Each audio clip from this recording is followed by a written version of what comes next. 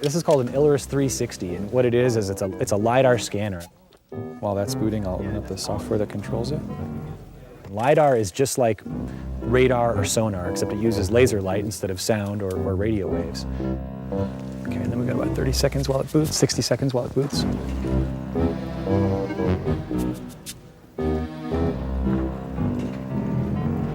It's remarkably boring, actually. It's horribly boring. The best part is going in and out of this cool cave, really.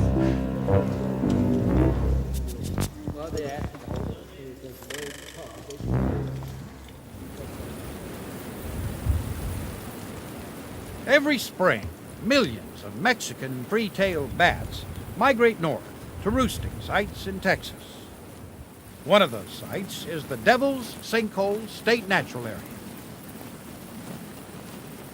Located about 100 miles west of San Antonio, near the town of Rock Springs, the Devil's Sinkhole isn't just a big hole in the ground. It's a perfect place for bats to raise their young. All summer long, the bats cling to the walls of the sinkhole, emerging each evening to search for food. This was a flooded aquifer at one point, and the water was supporting probably about 40% of the weight of the roof. And then the water level probably dropped, so then the whole thing kind of collapsed down and formed this vertical shaft. So the bottom is about 300 to 400 feet below the surface. The Mexican freetail comes up here because we have caves in this area. It's a karst area, they call it, and it's like Swiss cheese. You go out to the sinkhole and it's impressive in itself just looking down into it, and then when you see the bats come out, and that's really, really impressive as well. But you don't really get a feel for the real magnitude of it, or the fact that where you're standing underneath the ground is completely open space. You don't get the feel for that size, the sheer magnitude of this hole is really impressive. You don't want to be on the rock. Because the Devil's Sinkhole is such a fragile and potentially dangerous environment, access is limited. The only way into the cave is by rappelling down 150 feet of rope. Looking good. This group of visitors is a special one, comprised of elite cavers, biologists, and geologists. Radio slack. They've come to map the inside of the sinkhole using laser technology. The thing that's really intriguing about this is that it's sort of like a giant case study where I can go look at the underground rock formations in 3 dimensions. I can walk around, and look at the walls of the cave, and I can measure the thicknesses of the various beds and begin to put together sort of a vertical sequence of the history of Texas. The only thing better would be if you could actually walk through the walls. Then that would be even, that'd be even better. As the mirror pans the laser back and forth, you get individual points that it records the XYZ position of each laser shot. And at the end of the day, you have a 3D point cloud of laser points. Okay, let's start again.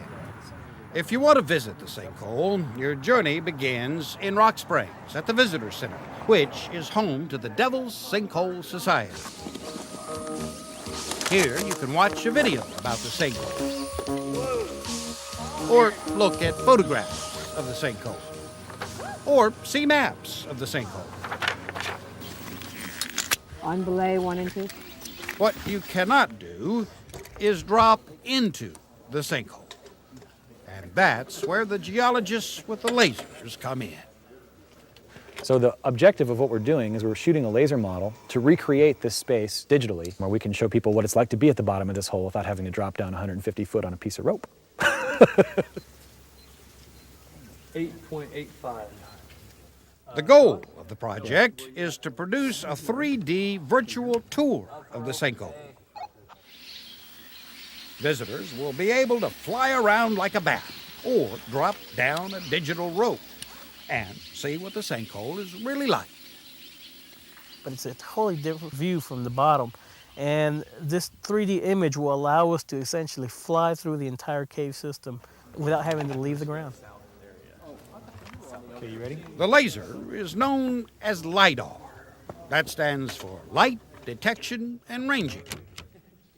Once it finds that position, then you can set up a scan for whatever angle you want.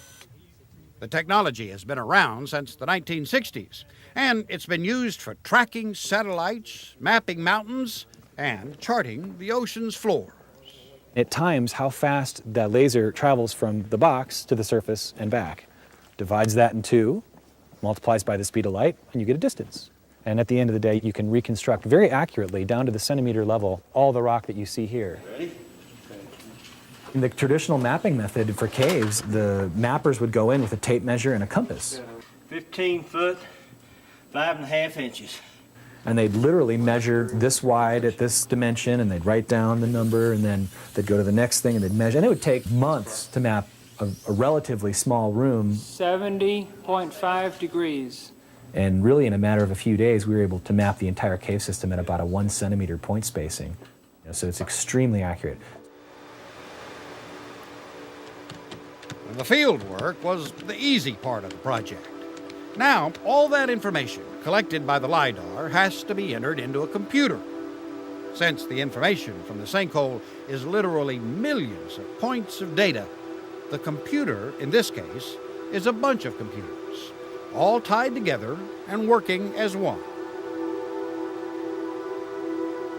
This has 256 processors, 256 times what a normal computer would have, and 256 gigabytes of memory, compared to a typical computer that might have 1, 2, or 4 gigabytes. A lot of power. We're in a similar position here. You can see Devil's Sinkhole now, this little dark area. I'll zoom in on that right now. And it stands out quite nicely. Here you see the white limestone rim around the edge, and the dark spot in the center is the sinkhole itself. You know, this project basically could never have even been done before we implemented this laser scanning technology. You just couldn't physically do it. There was no real good way to do it. And now we can do it in just a few days. The Devil's Sinkhole Mapping Project will allow geologists to study layers of the earth that often get overlooked. The park staff will be able to keep tabs on changes in the cave, and visitors to the sinkhole will be able to get a real feel for what it's like to be 300 feet down inside Texas. This is an amazing project. For those folks who never get a chance to go down into it, they're going to get to view it as if they were going into it themselves.